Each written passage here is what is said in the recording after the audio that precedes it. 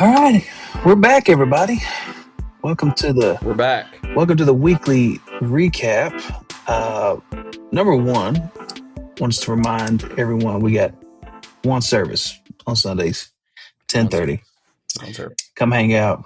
Come be there. We'd love to have a cup of coffee with you. And there's usually a bowl of candy at the front door that I can't seem to avoid. So come eat all the candy so that I don't. It's uh, Yeah. it's the will of God. Uh, Want to remind we got the Give It offering coming up here really soon.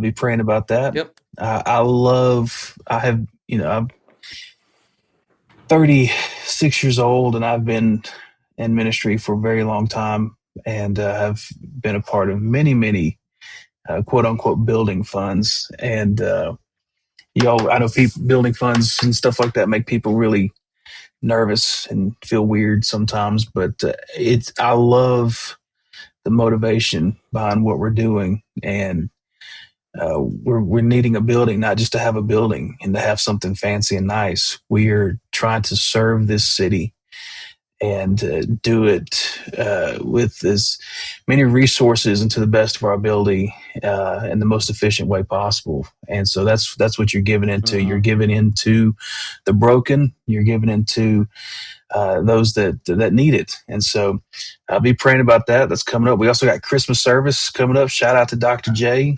I have already been singing some music stuff, and we were listening to a few things this week, and so I know that that's going to be a good time. And then, as always, these recaps are basically this is basically Sports Center right now. These are highlights. We are highlighting these sermons and these series that you need to really go back and check out. Especially, I would with this week's sermon, especially, we can highlight this all day. This message uh, had a lot. There was a lot in there, and I didn't realize it till I was like on page 5 and 6 of notes, trying to crunch some stuff down to put together a little 20-minute recap, 20-30 minute recap. So like this is one of those messages especially that you need to go back and watch, you need to go back and listen to. Spotify, iTunes, it's all there. I upload it, so I know it's there. Go get it, go check it out. It's a good time. Pastor Cole, here we are again, Exodus. We're continuing the path. We've got a few more weeks left in this series. We were in Mm-hmm. Exodus 23. And first thing I'm going to do, because this message, I think, really started throwing some heavy haymakers when you on the back end when you got on talking about pride and vanity, and there was a lot of stuff, really good stuff in there. But on the front half, I want to highlight a few things just to kind of lay some groundwork before we get into that. You mentioned this was a foreshadowing of Canaanite conquest, this message. Mm-hmm. Um, and kind of like the first part of this had a theme of, number one, let's clarify God is not out for blood. He didn't say go out there and kill all these people.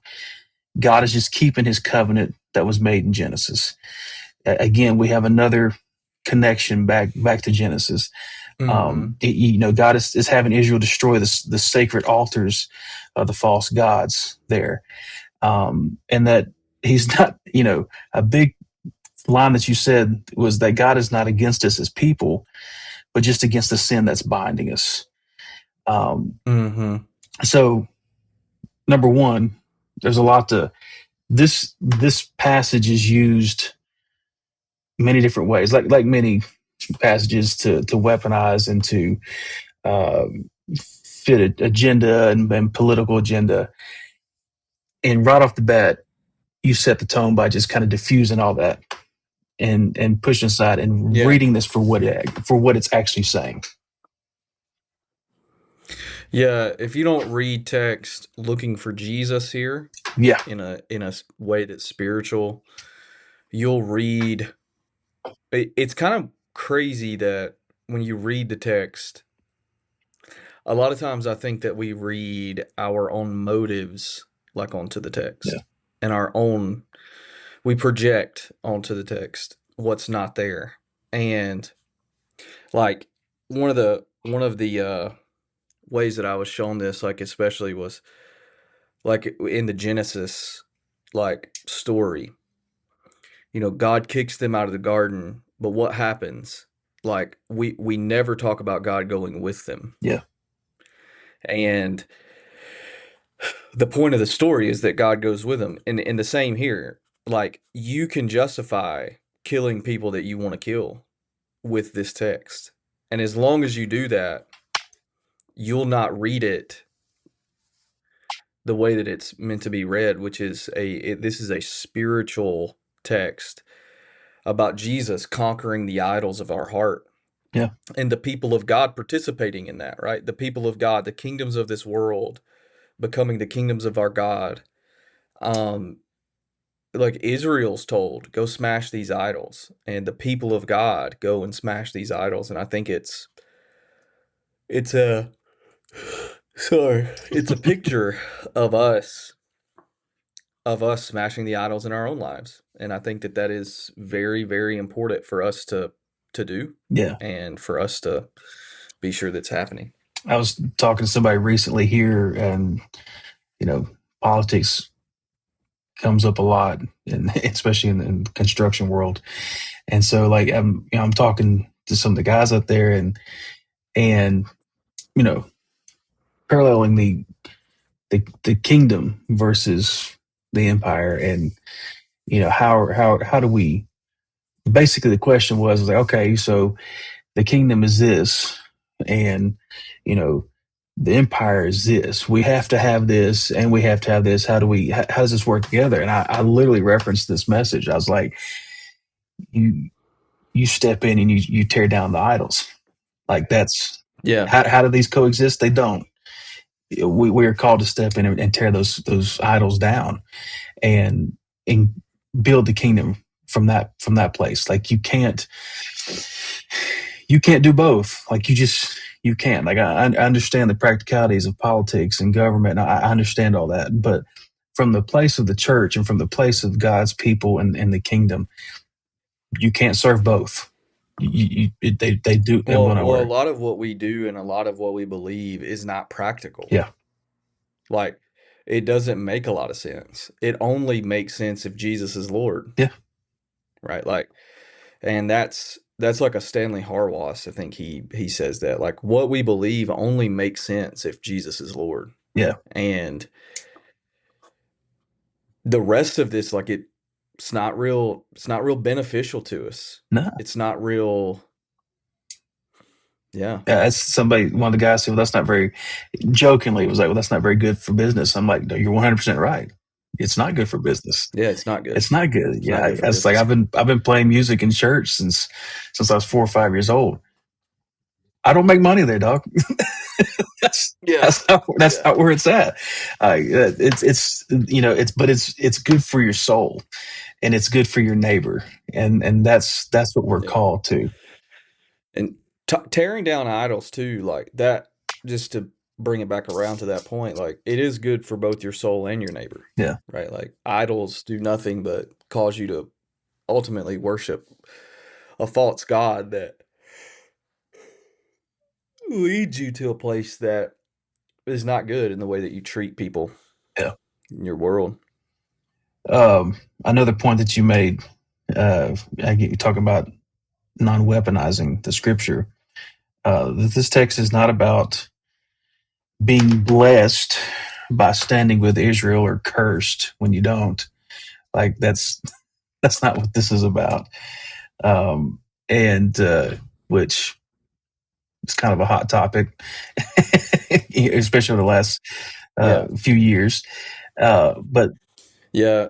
I think what people like get confused here is that no, well, there might be people out there that are saying, but I'm certainly not saying. I'm not saying that like Jewish people are evil. no, That's not what I'm no, saying. you made that very clear What Sunday. I am That's not what the point is being made here. yeah, that's not what I'm saying. What I am saying though is that the distinction that we're making and what we're seeing especially like with the people of God here, is that God is confronting them over and over and over and over and over again. And this is a line from Rowan Williams, basically saying like, "Hey, you have forgotten who you are.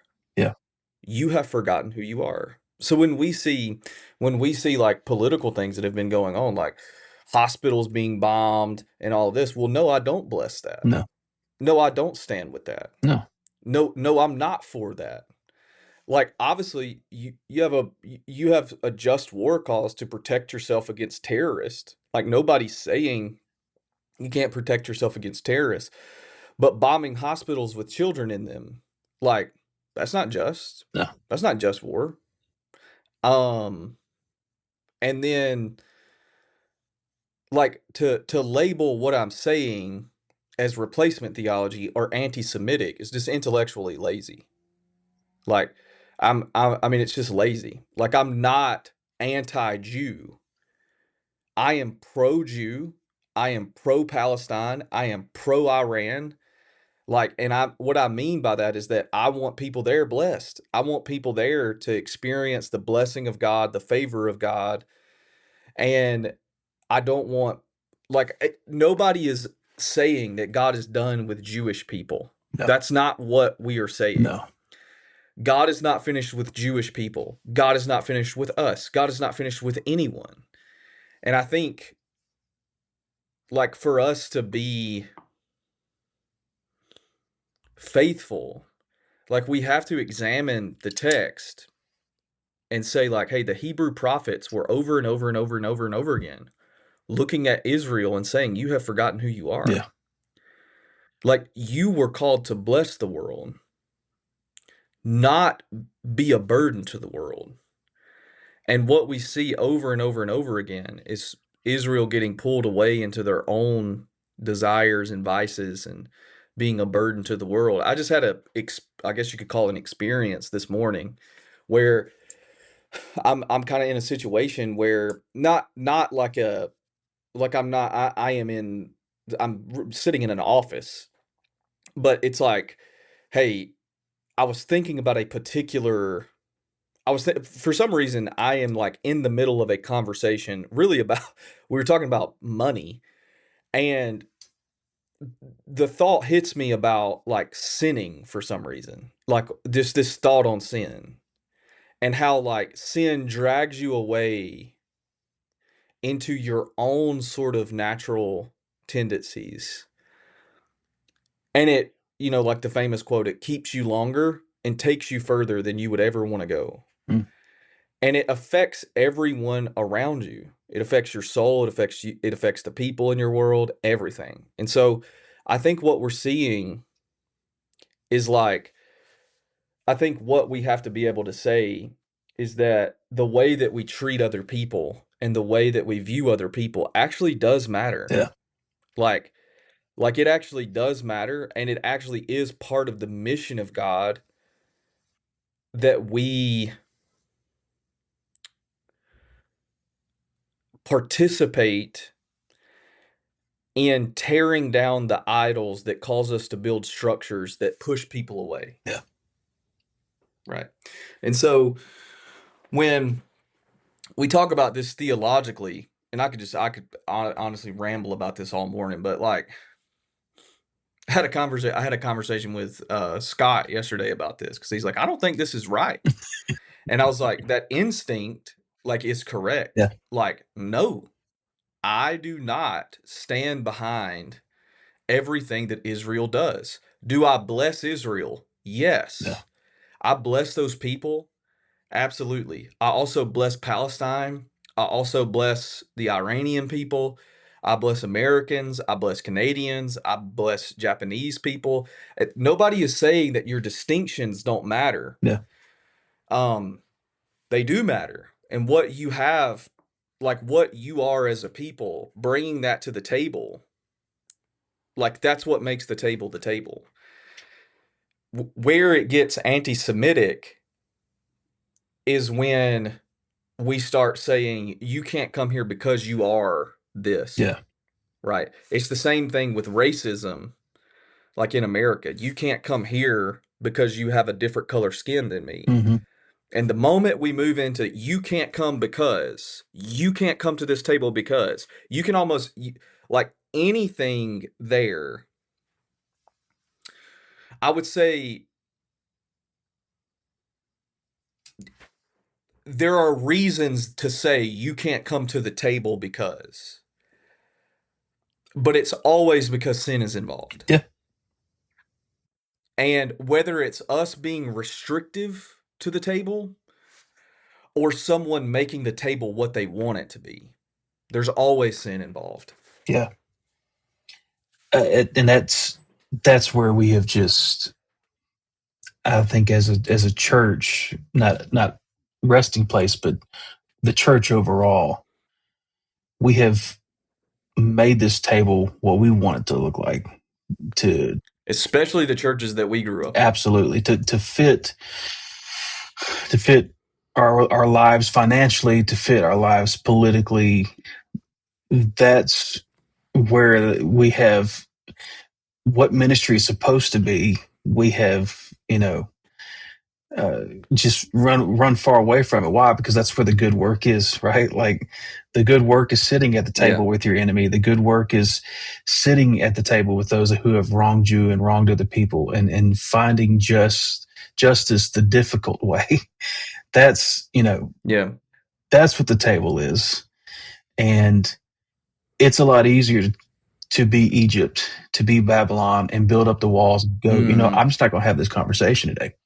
I'm not going to hang out with those people. I'm just not going to, subject Mm-hmm. myself. I'm all for rest. I mean, that's one of our big things at our church, and I'm all for protecting peace and all that good stuff. But if I've heard the saying, I'm just protecting my peace, slung out once, I've heard it a million times just in the last week and a half. And it all is centered around difficult things. Well, I'm just protecting my peace. What about the peace of your neighbor? What Yeah. about the peace of the broken? You know, There's what we're confessing, like when we say that, like we can say that things are kind of out of our league hmm and we're sure, unable to handle them. yeah, A lot of times when we say we're just protecting our peace, really that is just a dressed up way of saying we're going to be selfish. yeah, Like that's just a really cool Christian way to say I'm super selfish. protecting my convenience. And yeah. It's and again, that's not what the table is. The table is leaving your convenience behind. Mhm. Again, it's viewing through the lens of Christ, washing the feet of the people who are going to betray you. Uh, eating with those who are going to literally sell you out. Um, that's what the table is, and yeah, I I think there is. It really seems like there is a push. Thank God, there is a push for, I think, communities who are trying to get back to what it's intended to, which it's Absolutely. encouraging, and it starts with like what Scott said. There's a reason why Scott said, well, "This doesn't feel right." Yeah. It's not, and that's because your soul and what it's founded on is crying out, going, "No, this ain't right." this this Yeah. if it feels weird, yeah, thank God it feels wrong. Like Absolutely. when you don't feel that, that's when we have to, like I think you said that Sunday, when you don't feel a prick at your heart over these people being bombed and lives being destroyed. When you don't feel that tug on your heart, that's when we have a problem. We need Yeah. to do some surgery here. Absolutely. Uh, yeah, I'm like you. I could go on that for another hour if we wanted to, but um, another point you made, kind of moving further with these highlights here, we need to begin to view God as a disruptor. Um, that God's disposition toward Israel in this passage is that He's removing the things that harm them, keep them from intimacy with Him, and then that we always seem to equate a blessing from God to money or more comfortable environment, and we have to be careful with that because you know that could actually be an idol whispering in our ear. And when For sure. you talked about Jacob, like when God blesses Jacob, like it wasn't just hey, here's some extra money just because you check this box, so I'm gonna open up the windows of heaven and pour out. Like, no, like it affected his entire world when he is blessed, even down to his name being changed. But it's not, this is God kicking against those things that are preventing us from intimacy and whispering in our ear those idols. Yeah. Like, I think a lot of times when we often, and I won't get too far into this, like when we say, like, blessing the way that we have seen it, like, messed up, like in America, is just for the sake of yourself. Yeah. And God does not want to bless you just to make your life better. God wants to bless you so that you can lock arms with the people in your world and bring them to a place where they are also like actively experiencing the blessing of God as well. The blessing of God is not just for you. It's for everyone in your world. And as long as we frame blessing as to elevate an individual and not elevate the people that are hurting in our world, we will miss what blessing is all about. Yeah. God does not hear, like Abraham, like he tithes because he says, I don't want anyone to think that anybody but God made me rich. Yeah. Right. And that is what blessing is about. It's about God looking at you and saying, I can get what the world needs through you because you are a generous person. Malachi, the nations of the world will call you blessed, not because of how much you have, but of how much you've given. Yeah. And that's where people miss it. It's not about this strange, like, you've got the favor of God on your life so you make all this money. It's that God gives you so that you can give. Yeah. Somebody I work with, we were talking about this yesterday, and he was talking about, you read these both fiction and nonfiction stories about kings and kingdoms of old. And, you, a lot of the times, whether it's a good king or a bad king is judged not about how powerful or how big the kingdom is. It was how blessed the people were. And it had nothing to do that. It was less about the success of him as a king as whether or not he was a good king, was the people were Yeah, blessed around him. We see so for sure. many, especially in the church world and evangelist world. We'll leave it at that. But you see names and faces lifted to these high places, especially financially. But then you Mm-hmm. see the people working for them who are having to take out loans to pay their bills, and Yep. the communities that they are literally like a castle. Their homes and churches are erected in these communities that are poor and that are struggling. And you're sitting there scratching your head going, "What? This feels incorrect." And that's because it is. That's not what it's No supposed to doubt. look like. That's not a blessing from God. Like, Amen. yeah, that is a well, we'll just move on. Uh, so, so yeah, we get to, you set an awesome foundation and with the passage, and then we start talking about addressing the idols. And you Mm-hmm. talked about, what idols do we have to completely destroy? And you referenced the three root sins of pride, vanity, and lust. And then you said that you have to. I think you were quoting somebody, and I can't remember who it was you quoted, but you said you have to allow Jesus to crush your pride before your pride crushes you. I paraphrased a little bit, but you Yeah. have to allow him to come crush your pride Yeah. before your pride crushes you, Yeah. basically. Yeah. I said that and then I quoted Pastor Robert Gay where he Yeah, says, you can either fall on the rock or the rock can fall that's on right. you. Yep. And um, that's really, I believe that. So we can, you can, like pride will crush you, or you will allow yourself to fall to a place of humility that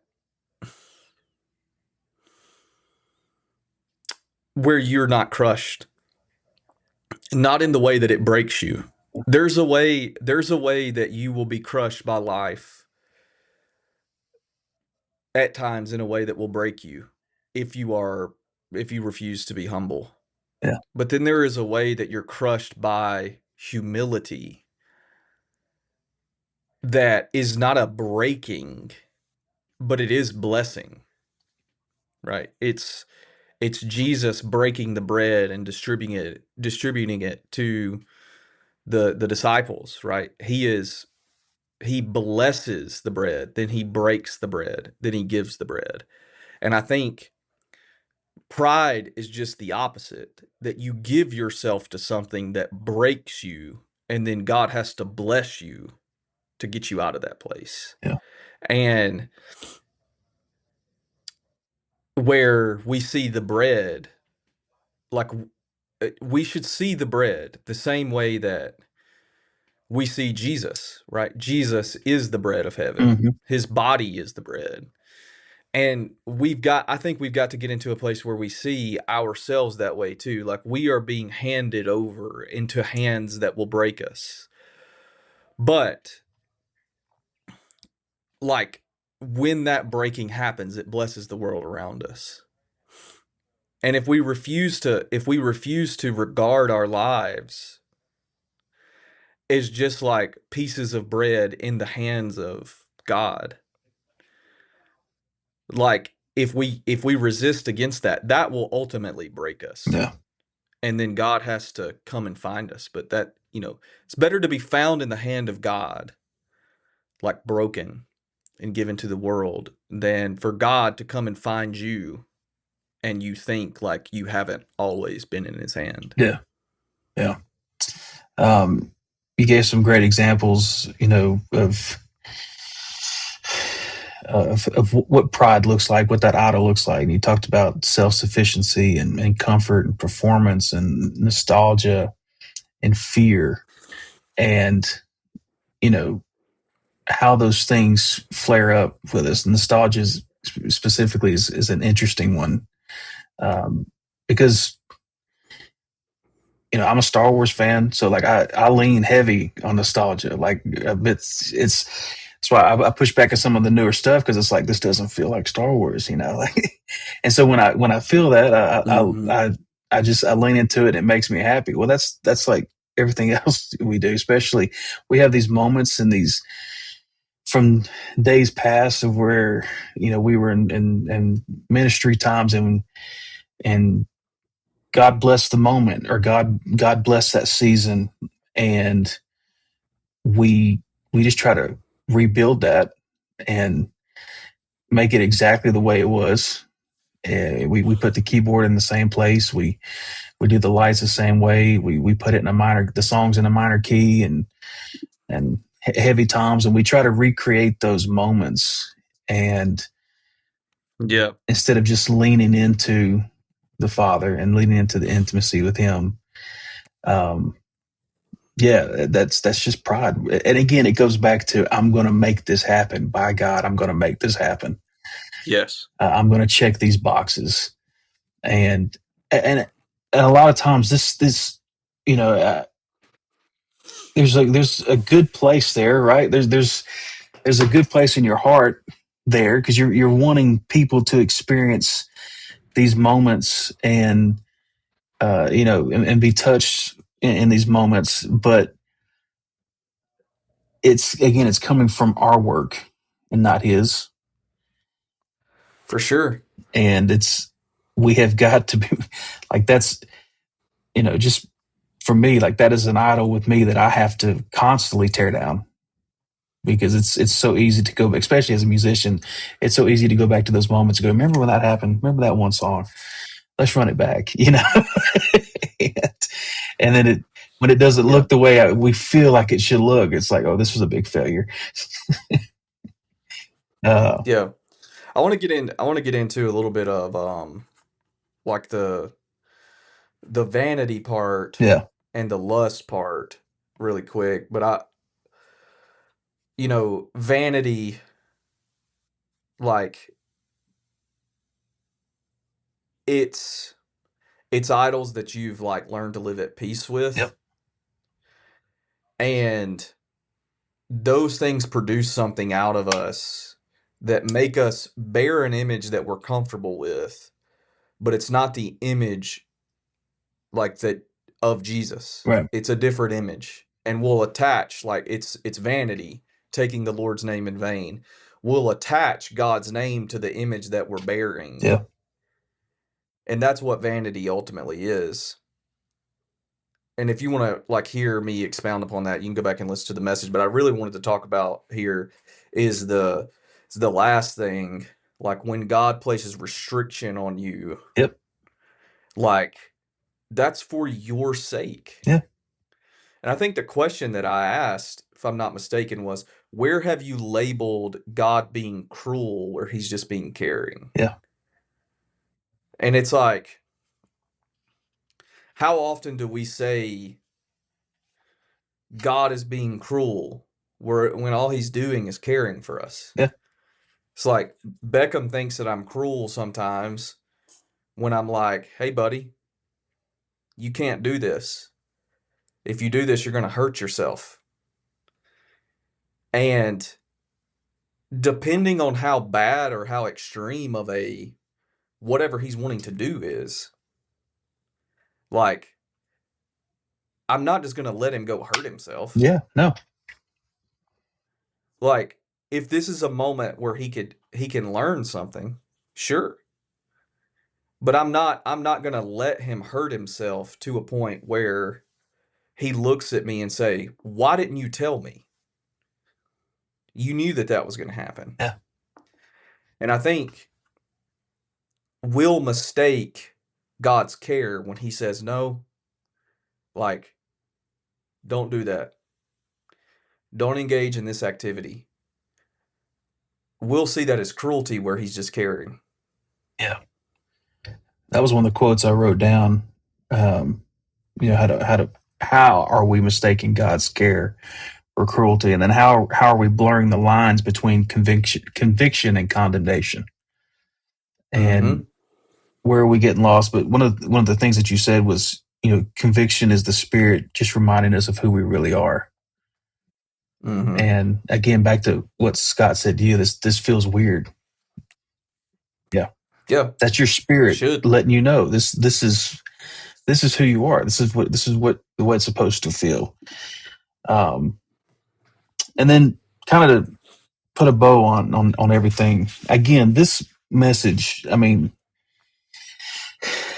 you probably could spread out, through three or four different sermons. There's a lot in there. For sure. But you talked about two ways that we deal with sin, and one was, admitting it, and the other one was confession. And you talked about one leads to guilt, the other leads to restoration. And Yeah. yeah, could you speak a little bit on that as we kind of wrap things up? Yeah, admitting that you've sinned like is just saying, "Well, yeah, I've done it." Confessing that you've sinned lets people know that there is a desire for amendment of life Yeah, in the ways that you've sinned. Confession heals the world. Admitting just leaves you feeling guilty. And I think the way that we see that like the way that we, kind of make distinguishments there is that, do you actually intend to make amendment of life? And I think that's an important question for everyone to ask. Like, it's not that you'll never struggle again. It's not that you'll never sin again. It's that you keep coming to this place and you confess and you do the work that's going to heal your soul, Mm-hmm.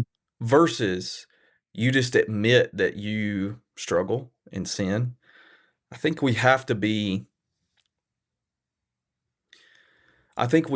set that we are intending to amend life in the ways that we have sinned, in ways that we know about, in ways that we don't know about. Like, that's the reason I think confession is important, because confession demands that we have an examination of ourselves. Yeah. Like, confession demands that we sort of look inwardly.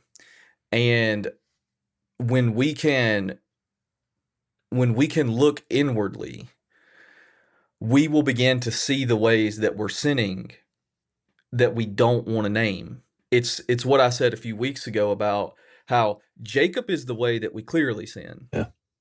Right? And Israel is the way that we sin in the name of God. And those are the sins that are hard for us to see. And I think what confession does is it helps us see how we are sinning in the name of God. Yeah.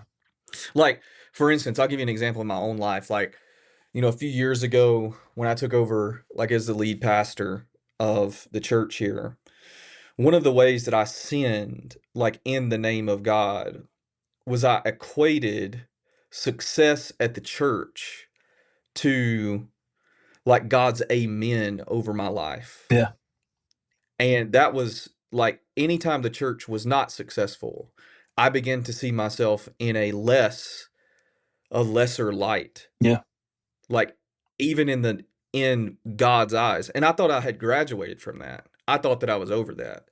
Anytime, like, let me say this, anytime that you think that you have graduated from something, like, that is, like, a very dangerous spot to be. Yeah. But as a leader, this is what I have found, like, especially as a priest, as a pastor, as a leader in the body of Christ, this is what I found. If you are going to be a leader, you're going to have to be out in front doing everything. So you have to be out in front of confessing your sin. Mm-hmm. You have to be out in front of forgiveness of other people's sins. Yeah. You have to be out in front of examining your own heart. You need to be out in front in all of this stuff. And it's not that you ever graduate. It's that you get to a place where you are asking questions about your motives. You're asking questions about your subconscious. You're asking questions about ways that you're operating that you've learned over time. And it's just not as obvious as, like, some sins are, but they're still there. And I think one of the things that we have just got to do, that we've got to recognize, is that we need confession. Yeah. Like, we need it. And we've got to confess our sins. If we do not, like, it'll eat us alive. Yeah. Yep. And like you said Sunday, like, if we want sin to be confronted in the world, it's got to be confronted in us, right? Those idols have to be addressed in our own lives. But the best part about this whole thing, well, number one, none of it's easy, obviously, but He's faithful through all of it. And when we're getting kicked out of the garden, He's walking right there with us, and that's the beauty of the gospel. That's the beauty of who He is, and that's the beauty of this journey through Exodus, is that through all of it, through all the shenanigans, He's right there. Through all the golden calf moments, the highs and lows, He's right there. And so some beautiful stuff, man. Definitely go back and listen to this message. I promise you, you're gonna continue to find little treats as you peel back more and more. But yeah, another option is that you just come hang out with us on Sunday, 10:30. As we continue this Yes. series. Do you got a sneak peek for Sunday, or is it's gonna be a surprise? So Sunday, really, we're making another shift on Sunday from smashing idols. Now we're actually building a place, and we're actually looking, I mean, deeper into our hearts to see like what type of people are we becoming? Mhm. Are we becoming people who host the presence of God? Or are we just people that kind of treat the presence of God casually? Right. And I don't mean casually, and like I'll talk about this Sunday, but I want to give you a little sneak peek here. I don't mean casually in how you express yourself in worship. Casual versus not casual is a heart posture. That's the end of that That's story. good. Like, so I know people who walk into worship who may never lift their hands. And I know people who will do backflips across a room. And when you talk to those people, one seems to have a grasp of who Jesus is. Yeah, And the other one, like, they're really excited about worship, and that's awesome. sure, Like, I'm not taking anything away from that. But what I'm saying is the purpose of worship is for you to see the one that you're worshiping. absolutely. It's not for you to get his attention. No, that's good. I'm writing that down. Write it down. Some new merch.